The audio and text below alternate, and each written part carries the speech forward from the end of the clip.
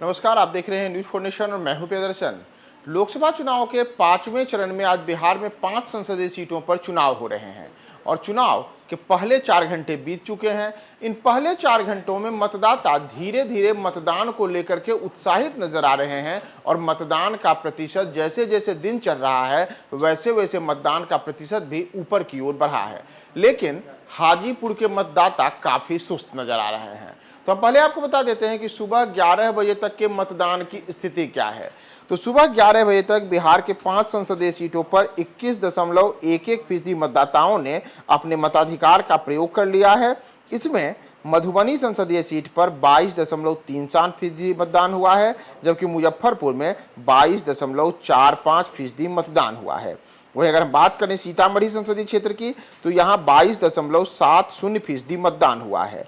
और इन तीनों क्षेत्रों के अतिरिक्त सारण में जहां 20.75% मतदान हुआ है, वहीं हाजीपुर में केवल 17.36% मतदान ही सुबह के 11 बजे तक हुए हैं। तो ऐसे में जहां सीतामढ़ी, मुजफ्फरपुर और मधुबनी इन तीनों लोकसभा क्षेत्रों में मतदान का प्रतिशत सुबह के 11 बजे तक 22% को पार कर चुका है, वहीं सारण में सुबह 11 बजे तक 20.75% ही मतदान हुआ है, जबकि हाजीपुर में मतदान की रफ्तार काफी सुस्त है और यहां केवल 17.36% मतदान ही सुबह के 11 बजे तक हुए हैं। और ऐसे में आपको हम यह भी बता दें कि जो सारण संसदीय सीट है, सारण संसदीय सीट पर बिहार के पूर्व मुख्यमंत्री और राजद सुप्रीमो लालू प्रसाद यादव की प्रतिष्ठा दांव पे लगी है, क्योंकि यहां से उनकी बेटी रोहिणी आचार्य लोकसभा का चुनाव लड़ रही हैं।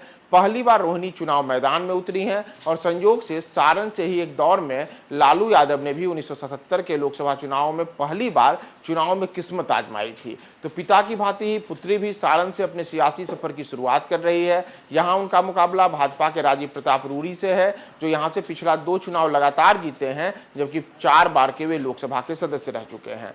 तो ऐसे में दिग्गज राजीव प्रताप रूडी के मुकाबले इस बार वहां रोहिणी आचार्य चुनाव मैदान में है, लेकिन मतदाता काफी वहां पर उस तरीके से तेजी नहीं दिखा रहे हैं जैसी तेजी मधुबनी में, मुजफ्फरपुर में या फिर सीतामढ़ी में देखने को मिली है। और सारण में केवल 20.75% मतदाता ही सुबह के 11 बजे तक अपने मताधिकार का प्रयोग किए हैं। और सारण की तरह ही कुछ स्थिति हाजीपुर में भी है और हाजीपुर में भी यहां अपने पिता की साख को बचाने के लिए चुनाव मैदान में चिराग पासवान उतरे हुए हैं, क्योंकि इस हाजीपुर संसदीय सीट से 8 बार लोकसभा चुनाव रामविलास पासवान ने जीता था। अब उनके बेटे चिराग पासवान यहां से पहली बार चुनाव मैदान में उतरे हैं। पिछले 2 चुनाव में उन्होंने जमुई संसदीय सीट से चुनाव जीता था। तो अब हाजीपुर में जहां चिराग पासवान अपने पिता की प्रतिष्ठा बचाने के लिए वहां चुनाव मैदान में है, तो मतदाता यहां पे काफी सुस्त रफ्तार से वोटिंग कर रहे हैं। और 5 संसदीय सीटों पर जहां चुनाव हो रहा है, उसमें हाजीपुर ही एकमात्र ऐसी सीट है जहां 11 बजे तक केवल 17.36% मतदाताओं ने ही अपने मताधिकार का प्रयोग किया है, जबकि सुबह भी हाजीपुर में स्थिति ऐसी ही थी और हाजीपुर में सुबह के 9 बजे तक भी केवल 7.43% मतदाताओं ने अपने मताधिकार का प्रयोग किया था।